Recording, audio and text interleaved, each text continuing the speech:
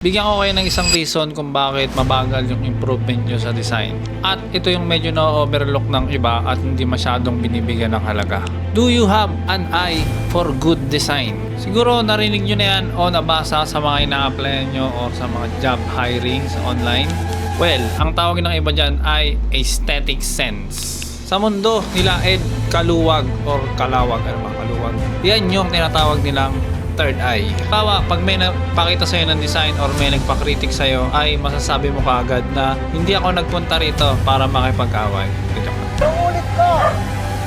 Hindi ako pumunta rito para makipag-away. Masesense mo agad kung ano yung dapat i-improve dun sa design na yon. Pangit ba yung colors, di bagay yung fonts, sablay ang spacing, kulang sa outer glow, at kung ano-ano pa.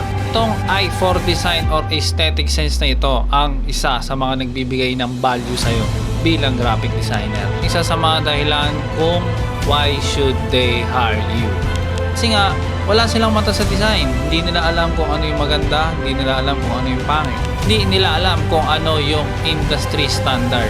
So, yan yung magiging ambag mo sa company nila. Yan yung isa sa mga dahilan kung paano ka mag-i-improve sa graphic design. Kasi, pag di ka marunong tumingin ng magandang design, paano ka makakagawa ng magandang design? Ang ganito lang yan eh. Hindi na da-download ng utak mo yung mga super science designs, kaya hindi rin na i-upload at na i-apply sa mga designs mo.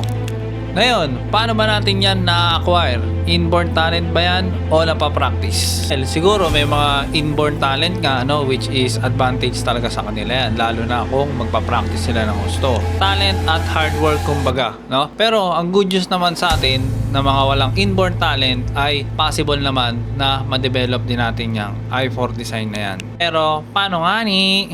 By always looking at top level designs or designers. Kailangan mo i-expose ang sarili mo sa mga malulupit na designs galing sa mga halimaw sa industry natin. Hindi expose yung alam na. Ngayon, pag tumitingin ka ng mga designs nila, para kang AI ngayon yan. Aralan mo kung paano nila ginagawa yung design. Kukunin mo ngayon yung mga ideas na yan, tapos gagayahin mo at i-apply mo sa design mo. Pipitas-pitas ka lang, no? Galing sa bawat isa sa kanila. Tapos, ayun na, pakonti-konti, mag-i-improve na yung eye for design mo, mag-i-improve na yung design skills mo. Kasi, puro malulupit na yung nakikita mo eh, di ba? Pero syempre, kailangan observant ka pa rin sa mga pangit na designs. Sigurado naman, marami ka pa rin nakikita mga pangit na design sa labas, mga tarpaulin dyan, o kaya naman sa online. So, kikilatisin mo pa rin bawat isa, no? Analyze mo pa rin kung bakit man naging pangit yung design. Hindi maganda yung color harmony, wala masyadong contrast, mababa kasi yung magpasahod, kaya pinapangitan yung design. Tapos kupal pa yung manager mo, alam mo siya may-ari ng company. Basta yung mga ganyan, no? Maging observant ka lang. O, maniwala ka sa akin, ganyan lang din ginawa ko. Na ako nag-improve kahit papano.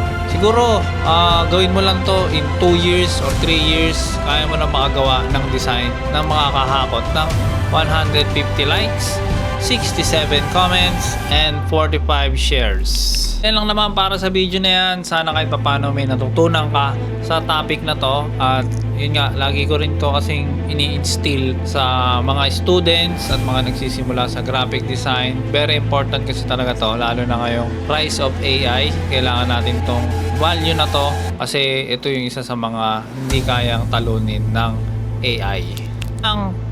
Thank you for watching. Check nyo ang aming website, monkeyseed.net, para sa mga books, ebooks, tutorials, workshops, at resources at kung ano-ano pa.